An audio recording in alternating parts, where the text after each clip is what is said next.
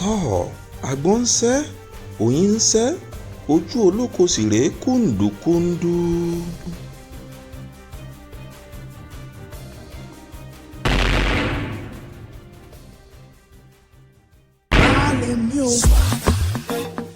Kindly subscribe to our YouTube channel Yoruba Pikin and remember to hit the notification bell to enjoy more of our videos. Thanks for watching.